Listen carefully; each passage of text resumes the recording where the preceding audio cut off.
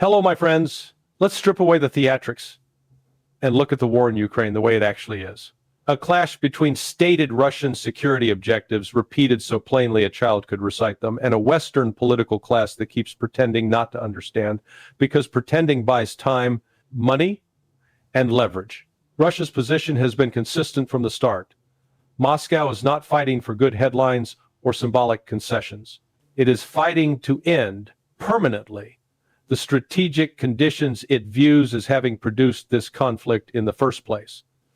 An armed, hostile Ukraine welded into NATO's military ecosystem, used as a forward platform against Russia.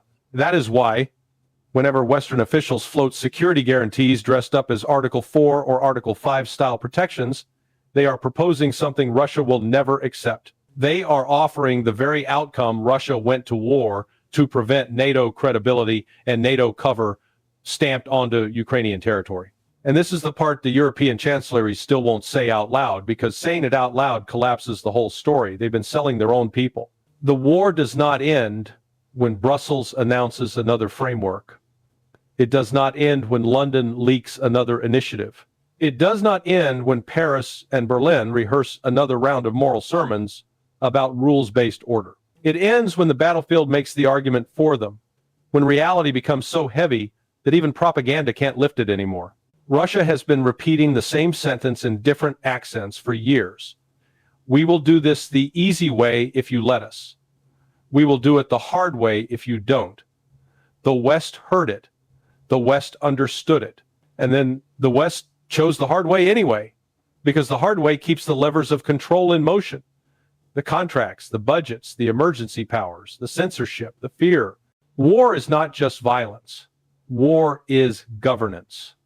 War is a business model. War is the excuse that makes everything else necessary. But here's what the architects of perpetual conflict always forget. War is also a meter that runs. It charges interest. It compounds. And eventually it comes due not in speeches, but in shortages, not in slogans, but in body bags, not in abstract talk of deterrence, but in the concrete collapse of legitimacy. So let's project forward without romance. If Europe continues to sabotage any settlement that acknowledges Russia's red lines, then Russia's red lines don't fade, they advance. The buffer zone doesn't stay a concept, it becomes geography. First, it's security depth, then it's operational depth, then it's political depth. The more NATO language is smuggled into Kyiv's future, the more Kyiv's future shrinks. And every time the West tries to manufacture a guarantee, Russia manufactures a new fact on the ground. That is the iron law of this conflict. Every diplomatic trick that aims to corner Moscow produces the opposite outcome, because Moscow's answer is not rhetorical, it is physical. A bridgehead becomes a crater. A supply route becomes a kill zone. A line becomes a front. And the tragedy for Ukrainians is that they are forced to pay for Western ambition with Ukrainian blood. Europe's leaders talk about 2029, 2030, about preparing their citizens for a war with Russia because they are trying to normalize the unthinkable before it arrives. They need time to train the public to accept sacrifice, to accept rationing, to accept surveillance, to accept the slow militarization of everyday life. They are preparing their people not for victory, but for endurance, because they know at some level that they don't have a winning plan. They have a stalling plan. They have a narrative plan. They have a plan to keep the wheel spinning until something else breaks. First, Russia or Ukraine or their own societies. They are gambling that the pain will land somewhere else. But it won't. The economic damage will not remain politely at the periphery. The political backlash will not stay contained inside small protest movements. The moment the public connects two facts, we are poorer and this war is being prolonged on purpose, the spell breaks. And once it breaks, the men and women selling forever war discover what power actually is. It is consent. And consent can be withdrawn. That is why the war abroad is paired with a war at home. The war on speech, the war on dissent, the war on misinformation. Notice what happens when a serious analyst is sanctioned, deplatformed, silenced. It's not because he's dangerous on the battlefield, It's because he's dangerous to the storyline. The ruling class isn't afraid of Russian tanks rolling into Paris. They're afraid of the moment their own citizens stop believing them. They're afraid of the moment their monopoly on interpretation collapses. And that collapse is already underway. You can see it in the way censorship backfires. Ban one voice and 10 more appear. Silence one man, and suddenly people go hunting for what he said. Fire a host, and you create a martyr. The narrative managers think they are sealing leaks. In reality, they are building pressure. And pressure always finds a seam. Now add the American factor, the only factor Europe cannot fully control. Washington is not a choir. Washington is a battlefield of factions. One faction wants retrenchment, damage control, a partial reset. Another faction wants empire by inertia, bases everywhere, commitments forever, wars that never quite end. You can see it in legislation that tries to lock in deployments regardless of who sits in the Oval Office. You can see it in the way certain lobbies and corporate networks treat foreign policy like a portfolio. And you can see it in the contradictions talking about focusing on the Western Hemisphere while still flirting with new entanglements elsewhere, talking about ending wars while still threatening Venezuela like it's 1954. But those contradictions are also a sign of weakening. Hegemony doesn't have contradictions when it's strong, it has contradictions when it's losing control of its own machinery. When the machine runs on autopilot, different hands fight over the wheel. That's where the United States is heading, not toward clarity, but toward internal collision. And Russia knows that too. That is why Moscow cannot anchor its security on one American president, one American envoy, one American mood. Russia is insisting on structures, not personalities. Neutrality, not promises. Enforceable constraints, not press releases. Because history taught Moscow the one lesson the West keeps pretending doesn't exist. Administrations change and commitments evaporate. Russia is not going to trade permanent security for temporary goodwill. So what's left? What's left is the settlement that happens when the illusions finally run out. It will not look like the European fantasy of peacekeepers marching in under a NATO umbrella. It will not look like Ukraine rearmed and rebranded, pointed again at Russia after a brief pause. It will not look like Russia agreeing to the very strategic defeat it went to war to avoid. Those outcomes are dead already. They just haven't been buried yet. The settlement will look like this. Ukraine will be neutral, or Ukraine will be smaller because geography does not negotiate. Russia will get its buffer zone either by treaty or by terrain. The people who bet their careers on defeating Russia will be replaced by people who have to fix the mess. And the new European security architecture everyone avoided discussing for a decade will arrive anyway, just not on Western terms. And here's the final twist. The war party can't escape. Even if they prolong the war, even if they drain Ukraine further, even if they keep laundering public money through aid packages and reconstruction plans, the end state still won't deliver what they wanted, because the entire premise, using Ukraine as a tool to destabilize Russia, has failed. Russia has not collapsed. Russia has adapted. Russia has militarized. Russia has hardened. And every month this continues. Russia becomes more capable of ensuring it never happens again. That's the boomerang.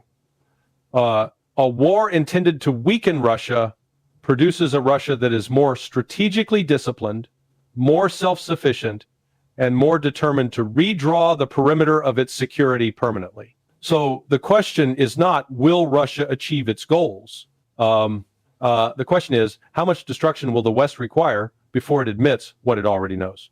Babies. Because the longer this goes, the harsher it gets, not because Russia is emotional, but because war rewards the side that treats it as reality and punishes the side that treats it as theater.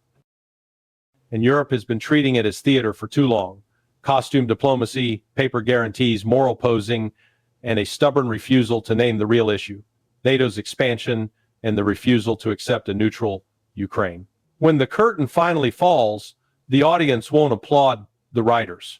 They'll ask, who profited, who lied, who silenced the critics, and who kept pushing one more package and one more escalation while whole generations were being fed into the furnace. And that's when the second reckoning begins inside Europe itself. Because wars like this don't just end with a line on a map. They end with trials in the court of public memory. They end with political funerals. They end with parties collapsing, governments falling, alliances fracturing, and angry citizens demanding to know why they were impoverished, policed, and frightened for a project that could never deliver what it promised. Ukraine is the battlefield today, but the bill comes due in Berlin, in Paris, in London, in Brussels, sooner than they think. And when the bill comes due, there will be no Article 5 for the people who wrote this script. There will only be the cold, unforgiving question that history always asks at the end of an avoidable catastrophe. Was it worth it?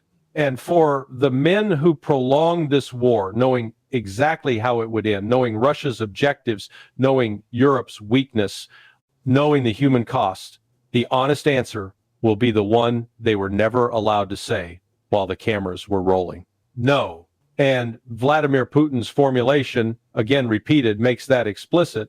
Russia would prefer diplomacy that addresses root causes. If the other side refuses substantive talks, Russia will achieve its goals militarily, including the creation and expansion of a security buffer zone.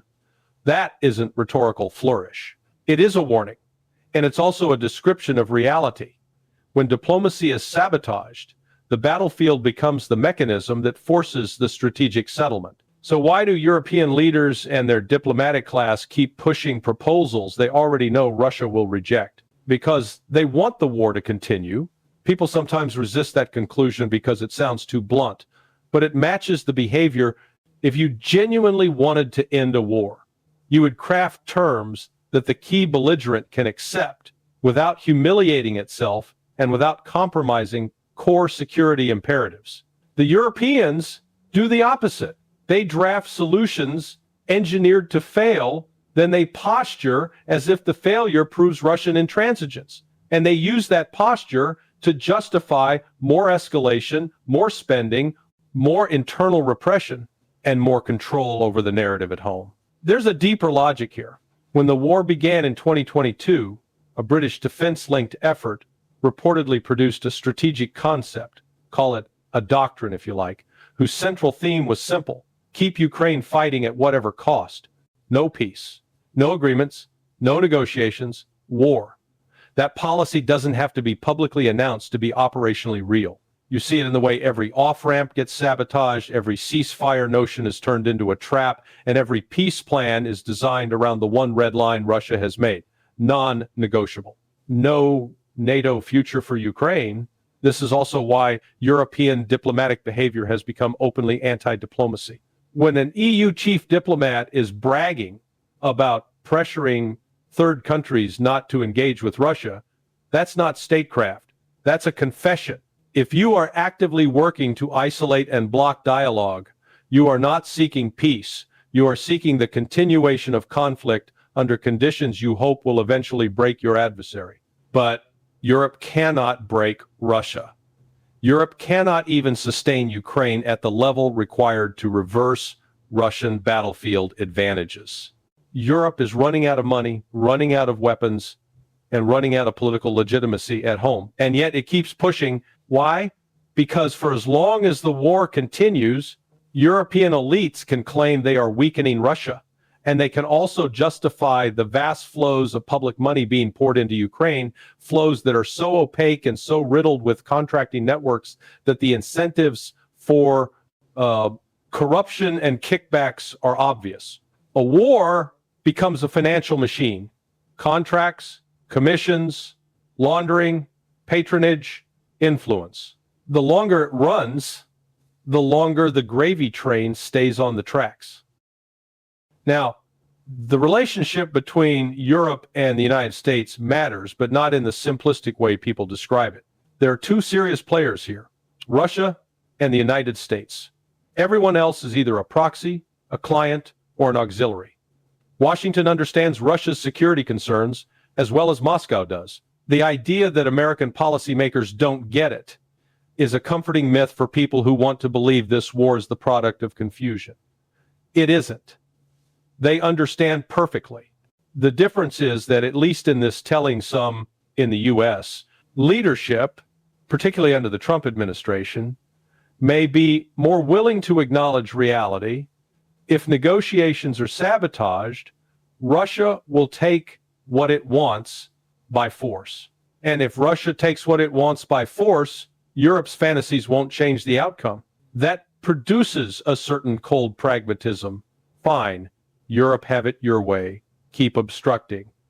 But don't pretend the end state won't still be shaped by Russian victory and American bargaining power.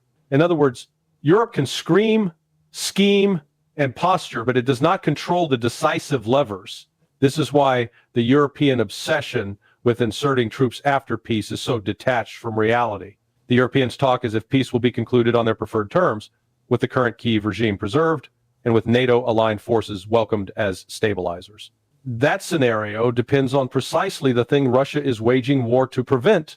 If and when a settlement comes, it will be forged primarily between Russia, the government in Kyiv, whatever replaces the current structure, and the United States, because Washington is the only Western actor with strategic weight.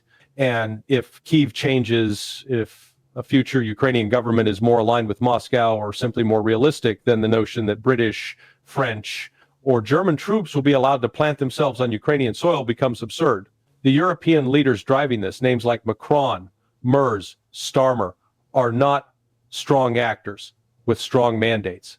They are weak politicians presiding over brittle domestic coalitions, unpopular with their own constituencies, and operating in economies under strain. They talk about preparing their publics for war with Russia in 2029 or 2030, not because they have credible military pathways to win, but because fear is the tool they still control. When you can't deliver prosperity and stability, you deliver an external enemy and demand obedience. Now add one more layer: corporate state entanglement, especially around Ukraine's future assets. If major financial entities have embedded themselves into Ukraine's economic structure, investment arrangements, reconstruction frameworks, asset management plans, then the prospect of Ukrainian defeat becomes not just a geopolitical loss, but a balance sheet disaster. And if a future government in Kyiv revises or voids contracts signed under wartime duress, those investments can evaporate. So the pressure to keep the current regime afloat, to keep the war going, and to structure any settlement in a way that protects Western corporate stakes becomes intense. That's where figures with deep ties to major financial institutions become more than politicians. They become custodians of someone else's investments. In that frame, you can understand why a European leader might sacrifice national interest or even social stability to rescue external financial commitments. It's not about democracy. It's not about human rights. If it were, then the West would not ignore the fact that Zelensky's presidential term expired in May 2024 and elections have not been held. They ignore it because their priorities are not what they claim, which brings us to the central obstacle: Zelensky himself. If you want to understand why nothing durable emerges from Kyiv, start with the possibility raised in this discussion that Zelensky functions less like a sovereign national leader and more like a managed asset. The reported detail that early in his presidency, he met not primarily with the British political leadership, but with the head of MI6, is the kind of anomaly that tells you where power may actually sit. Heads of intelligence services are not the people you meet for peace and stability photo ops. They are the people you meet when you are being briefed, tasked, directed, or protected. From this perspective, Zelensky's role becomes straightforward: keep Ukraine fighting at all costs. That is the assignment. And if that is the assignment, then every diplomatic opening is a threat not to Ukraine's survival, but to the agenda of those who need the war to persist. In that context, Zelensky's physical and political security matters. The claim that he is protected by a Praetorian Guard, possibly involving foreign mercenaries, fits the logic. A leader who has become wildly unpopular in a war-scarred society cannot rely on normal democratic legitimacy. He relies on protection, patronage, and external backing. And the longer the war runs, the more emergency becomes the excuse for suspending normal political life. Russia, meanwhile, will not accept a post-war Ukraine that functions as an intelligence and military beachhead. British, French, German, or even American. Even if one U.S. president has a workable relationship with Moscow, Russia cannot build its security architecture on the personality of a transient occupant of the White House. Presidents change, administrations swing. One day it's pragmatists, the next day it's ideologues. So Russia's demand is structural: neutrality, enforceable limits, and a security arrangement that does not depend on Western goodwill. The unresolved internal issue inside Ukraine is also not trivial. What happens to the ultranationalist and neo-Nazi aligned networks that have operated as both shock troops and political enforcers? The argument presented here is grim. When the war ends, many of these elements will be evacuated and resettled abroad. Canada is commonly mentioned where they can be preserved as a kind of political instrument, perhaps even as a government in exile infrastructure, waiting for the next opportunity to be used against Russia. Whether every detail of that scenario proves accurate or not, the strategic idea is familiar. Insurgent networks do not disappear. They are repackaged. This is why Russia frames the conflict not as a one-off border dispute, but as part of a long historical pattern. Repeated attempts by Western powers, sometimes openly, sometimes covertly, sometimes through proxies to penetrate, weaken, partition, or control Russia. The list writes itself: invasions, interventions, engineered political upheavals, attempts to install compliant rulers. The argument extends even to the claim that the Bolshevik Revolution was financed and facilitated by Western financiers and intelligence interests, and that only later did Stalin's consolidation alter that relationship. Whether one agrees with every element of that historical interpretation, its function in this analysis is clear. It portrays Western behavior not as reactive, but as structurally predatory, driven by a business model of colonial extraction and political control. From that worldview, the war in Ukraine is not just about Ukraine, it's about the architecture of European security, and more broadly, about the control of the Eurasian landmass.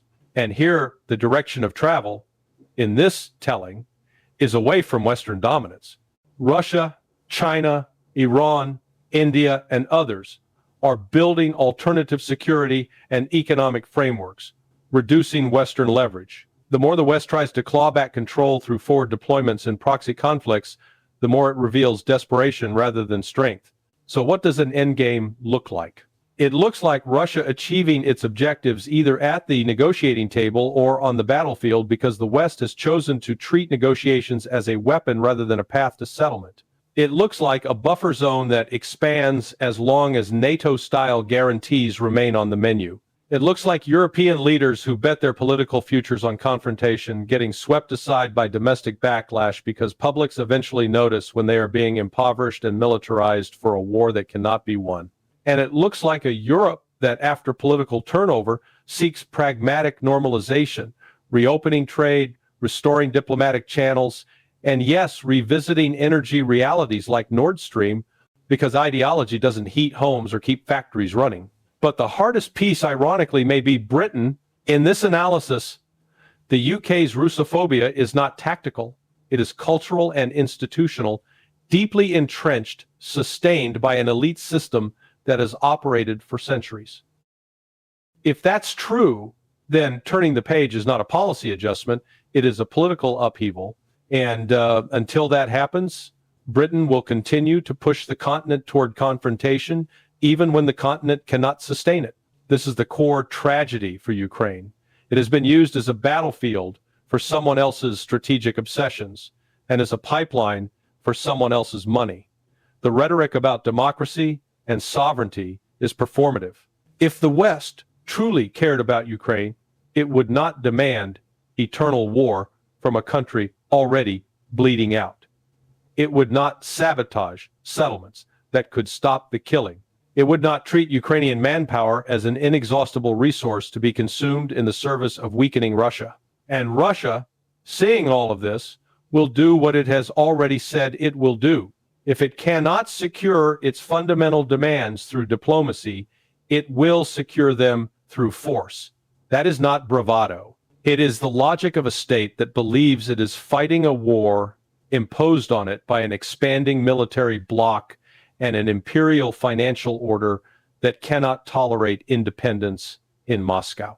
So every time Europe floats another peace plan that smuggles NATO into Ukraine by another name, understand what it really is. A decision to keep the war going, a decision to keep the money flowing, a decision to keep the narrative machine running, and ultimately a decision to let Russia write the final terms, not because Russia was given anything, but because Russia took the only path left open when diplomacy was weaponized and peace was treated as a defeat. That's where this ends. Not with clever European paperwork, not with moralistic press conferences, but with a security reality imposed by power, geography, and the refusal of a nuclear-armed state to accept a hostile military alliance on its doorstep. And the longer the West pretends not to understand that, the harsher the settlement becomes.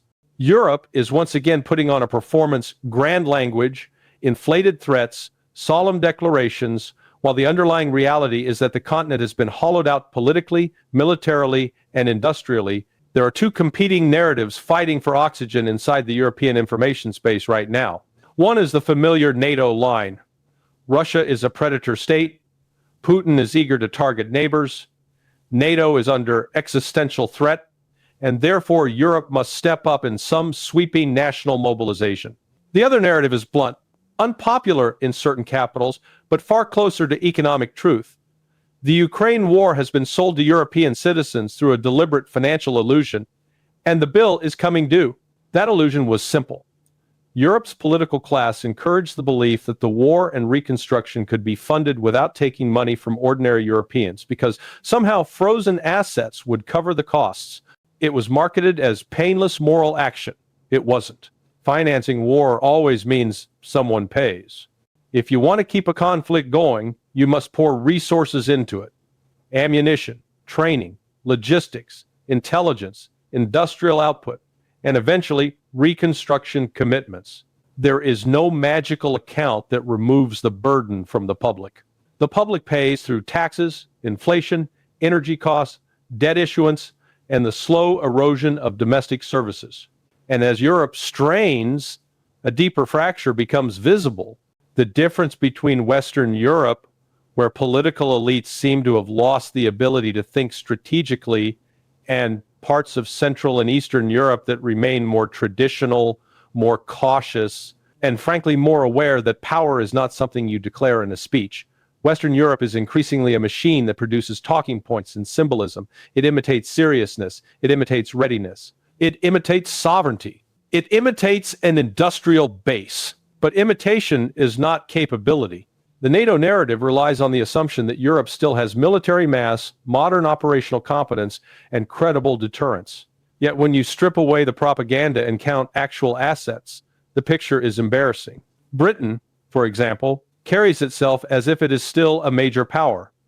But its real armed forces, especially in the realm of modern air combat, are a shadow. The number of combat aircraft sounds respectable until you account for readiness rates, maintenance cannibalization, pilot training constraints, munitions, stockpiles, and sustainment capacity. The performance is bigger than the force. This is the broader European condition. Germany imitates. France imitates.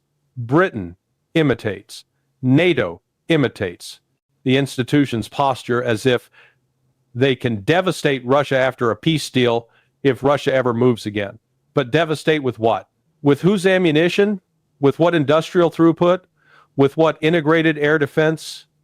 With what command structure that has actually fought and adapted in peer-level conditions? These are not minor details. These are the difference between a state that can project power and one that can only talk about it. What we are watching is a form of political kabuki theater. Leaders talk about security guarantees for Ukraine that resemble Article 5 protections, while simultaneously insisting Ukraine is not in NATO. They talk about post-war arrangements where Russia will be deterred, punished, or boxed in. But the fundamental reality is this: until Russia says yes, nothing happens. Diplomatic fantasies are meaningless if they are not grounded in the balance of power. You can design guarantees on paper for decades. If Russia rejects the premise and possesses the capability to enforce its rejection, your paper is just paper. Western policy also suffers from a grotesque self-deception. It assumes Russia is desperate for Western approval or Western partnership. That era is gone. Russia does not need European validation. Russians do not care how they look to Western capitals. A tectonic shift occurred. Cultural, political, economic, and Europe has not absorbed what it means. There was a time when the Soviet system was hypersensitive to how it was portrayed abroad, bound up in ideological narratives about global legitimacy. Modern Russia is not trapped in that psychological cage. It can live with European hostility. In fact, it expects it. This matters because it means the West's traditional tools, shaming, moralizing, propaganda campaigns, do not produce the intended effect. Europeans may be shocked when Russian officials speak with contempt about European elites, but Russia is not signaling, it is describing. From Moscow's perspective, Western Europe is governed by corrupt political strata, clinging to privilege and survival. Those elites will continue to escalate rhetoric because they fear losing office, losing wealth, losing protection, and possibly facing legal consequences once the music stops. In that context, Europe's obsession with the Trump factor makes sense. They treat American leadership shifts as the only variable that can rescue their Ukraine project. Some in Kiev speak openly as if time itself is their strategy. Wait out the current U.S. administration, assume a new political cycle, and hope the machinery of American support restarts. The fact that such thinking persists illustrates how deeply the West has replaced strategy with electoral speculation. It is not a war plan. It is wishful continuity. Meanwhile, Russia operates in a completely different register. It thinks in terms of escalation, dominance, technological edge, and the industrial-military relationship that Western Europe abandoned. Russia has deployed advanced systems while the West still debates procurement timelines. The West sells missile defense as a psychological comfort blanket, talk of Iron Dome-style shields, of layered defenses, of future technological leaps. But missile defense is not branding, it is physics, detection, intercept, geometry, saturation limits, and reaction time. And the hard reality is that the West cannot credibly intercept mass salvos of modern Russian missiles, supersonic, hypersonic maneuvering, or a mixture designed to exhaust sensors and interceptors. Even without nuclear warheads, the kinetic energy of hypersonic impact can devastate hardened targets. The West may treat these capabilities as rhetorical exaggeration. Russia treats them as operational tools integrated into doctrine. That is why Western Europe's posture looks like a man shouting threats while standing on a crumbling floorboard. So, what does this mean for any settlement? It means a basic principle will hold. In the aftermath of any Ukraine arrangement, Russia will not tolerate NATO infrastructure, NATO residues, or NATO's disguised presence in Ukraine. Security guarantees that function as NATO membership by another name will be rejected because the point of Russia's campaign, from its perspective, is precisely to remove the NATO military footprint from its strategic perimeter. And that returns us to the moral theatrics of Western declarations. NATO officials speak as if they can punish Russia later, but Russia sees the opposite. If the West crosses certain red lines and attempts to resurrect the same threat architecture in Ukraine, it is the Western political military elite that becomes vulnerable. European leaders speak like people who have never faced real consequences. They behave like a class accustomed to safety, protected by distance, by narrative control, by American primacy. They do not behave like actors who understand what it means to provoke a nuclear superpower with highly advanced conventional strike options. This is why the European political class is dangerous. It has grown detached from material constraints and from the true cost of escalation. It is a product of degree mills and institutions that reward conformity and performative virtue rather than competence. Think tanks become echo chambers. Military academies become career factories. Policymakers lose the ability to measure power. They stop understanding composite national capability, industry, energy, demography, technological base, manufacturing depth, logistics, and social cohesion. They turn war into branding and deterrence into slogans. As Europe degrades, Russia's strategic posture also expands beyond Europe. The West talks obsessively about Russia in a narrow theater, but the world is shifting.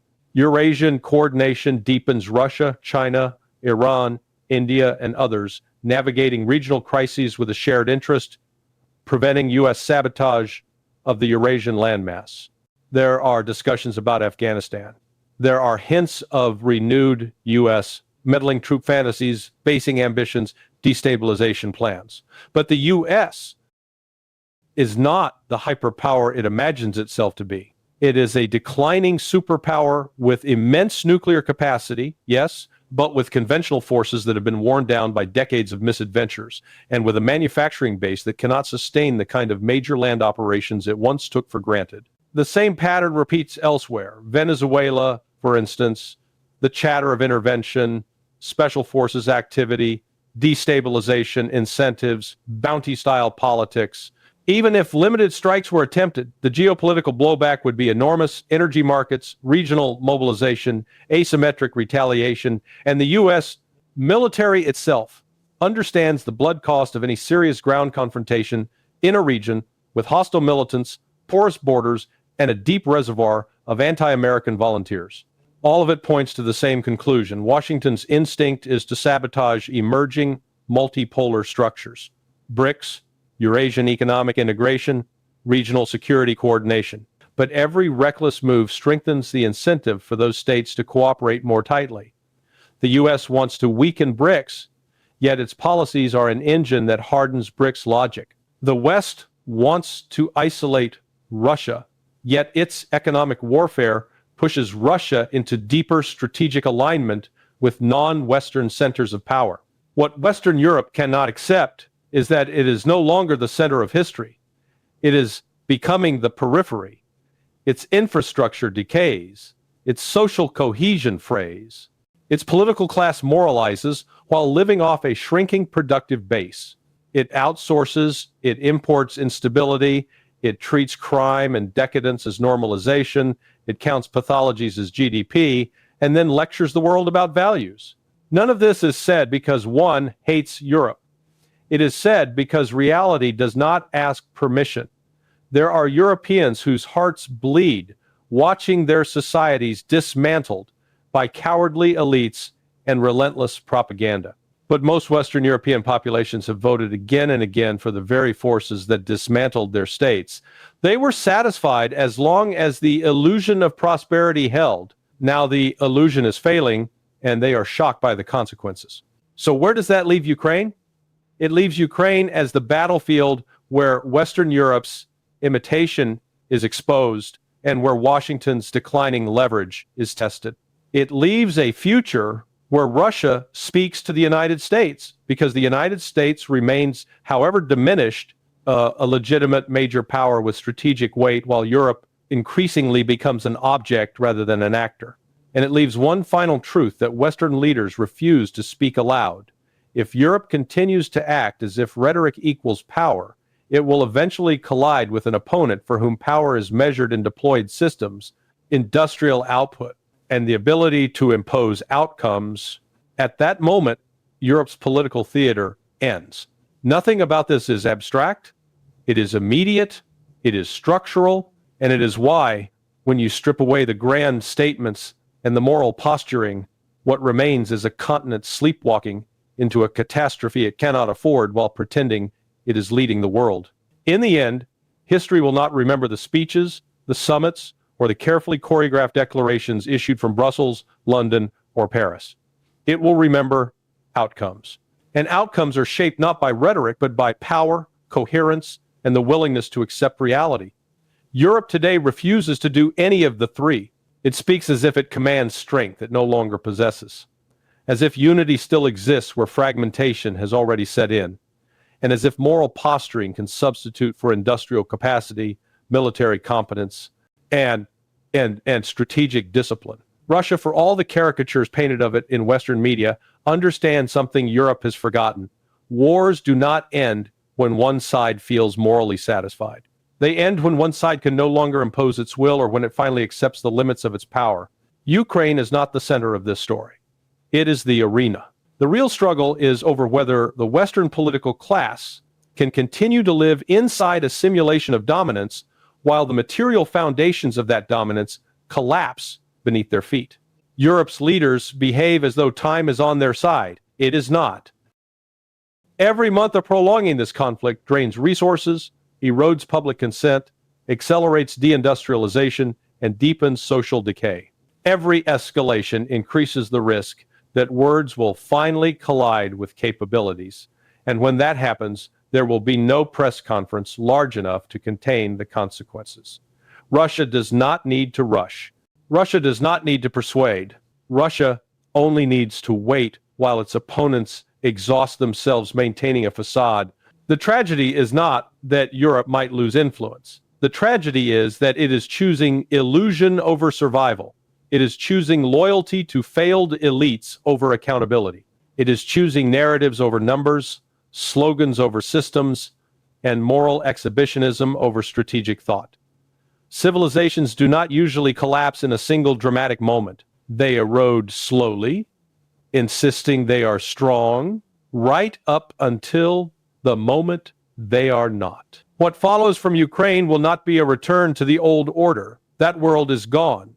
The post-Cold War fantasy of a unipolar West issuing rules and punishments to the rest of humanity has expired. A multipolar reality is already here, shaped not by ideals, but by states that can still produce, defend, deter, and endure. Russia is one of those states. Europe, as currently constituted, is not, and that is the final irony. The very institutions that claim to be defending Western civilization are accelerating its dissolution, not because Russia demands it, but because Europe refuses to look in the mirror. History will not be kind to this moment. It will be precise. And precision, unlike propaganda, does not lie.